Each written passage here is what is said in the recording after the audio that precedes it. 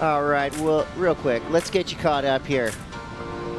There were some wild happenings on the beach here today.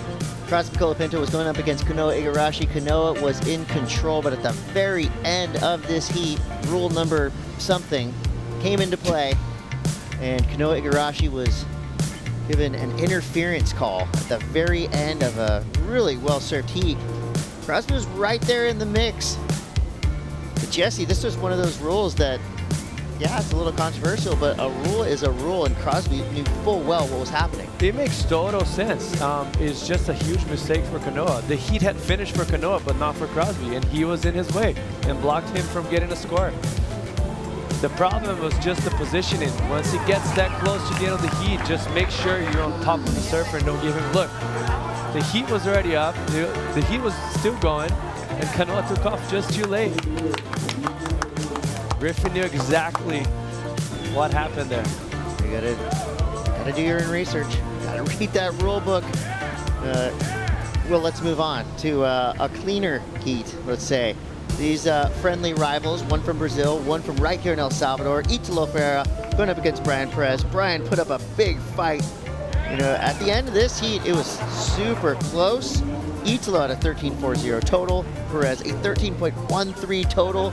But Italo, you could tell, he's fired up now, but he's just getting started.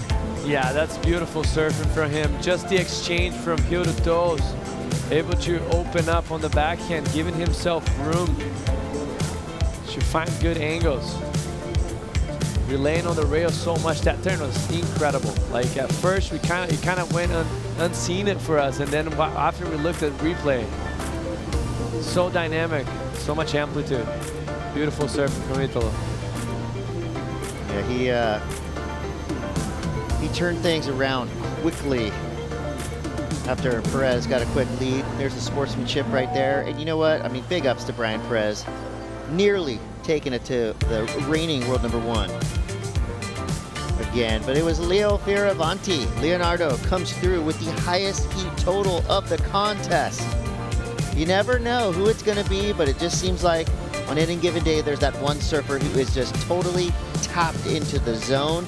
And today, so far, it's been Leonardo Fioravanti, 830, 767, comboed Ryan Callanan. They're bros on the beach, but in the water, it was all Leo.